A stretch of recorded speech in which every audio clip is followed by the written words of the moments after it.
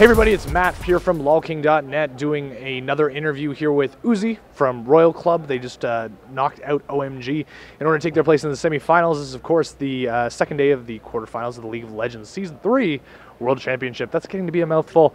I'm actually just here with Tabe, who's going to be doing some translations for me. And pretty much just the first question that I wanted to ask was, how does it feel to kind of come in with, no games played on the international stage and you get to knock out OMG? They think we performed better than OMG, and he thinks OMG full power 100%. It's not 100%. They performed in the tournament just now. Was there any extra pressure it being like a China versus China matchup instead of you guys being able to play against some another country? He said he has very great pressure because he thinks I have a really bad draw of two China teams. Something that we were noticing anyway, sitting here, Scar is actually right across the lounge from us, and we were watching the game and noting like why they picked Varus into your team. That something that they were mentioning anyway is that Varus kind of keeps pace with lane bullies like Caitlyn and Vayne. Is that true? Can you kind of speak to the Varus versus Caitlyn Vayne matchup? He said OMG San is doing greatly because Uzi said Varus is counterpicking Caitlyn. Counterpicking Vayne.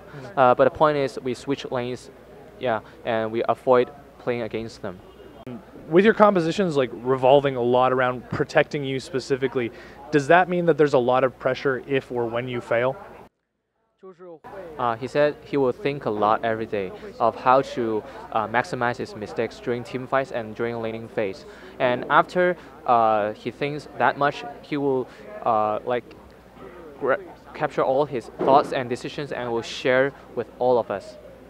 Kind of speaking to that anyway, especially since a lot of your team's crowd control is kind of geared towards letting you get into position, let you do that maximum amount of damage.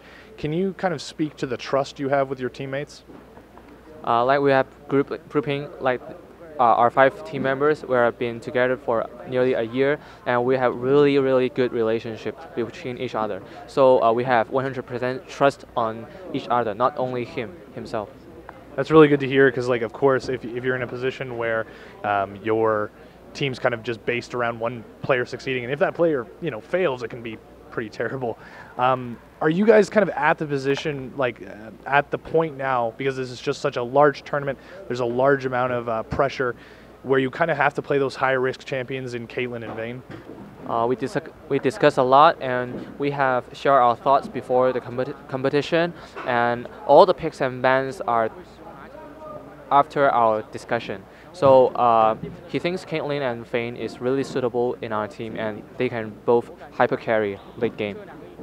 What were some of the mistakes that OMG made during this match? Not just like both games, if you will. Uzi just now said both teams has many mistakes, but he thinks that our Royal team has lesser mistakes, and we have an advantage when we can grasp the mistakes that OMG tend to have, and we can expand our own advantage. So were there any mistakes that you guys saw in this match that you guys saw in your last match with them for the Chinese qualifiers? He says today's match, our mistakes are far more than the days we play in the qualifiers, because that day we played consecutively 9 games, and our mechanics are really good because we practice a lot already on stage. Are you looking forward to facing Fnatic?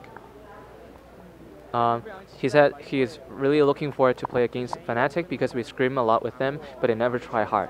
He really wanted to play against international teams. I guess kind of the last thing is, of course, with your play today, you've definitely made an impact, and especially with that, the last, I think it was a triple kill on Vayne, you've definitely probably made some fans who have never, seen you before. Do you kind of have any words for your Chinese fans or any of the English speaking fans that you've picked up today? He said he's really thankful to fans, whatever from China or all around the world. He said this is the first time he is going to an international tournament. He doesn't have much fans, so he's really happy and thankful to all the fans. I think that's definitely something that we can say, you know, you guys are going to have made a very big mark on the tournament. I just wanted to thank you guys, of course, Tabe for translating, Uzi for, you know, talking to us. We look forward to seeing, you know, Royal Club face Fnatic in the semifinals. Of course, if you want to see any more coverage from us, you can at LolKing.net. You can also subscribe to us on YouTube, follow us on Twitter, LolKing.net, in order to get more coverage. If you want to follow me on Twitter, you can at @MattDemers. Thank you so much for tuning in. Have a good rest of tournament, everyone.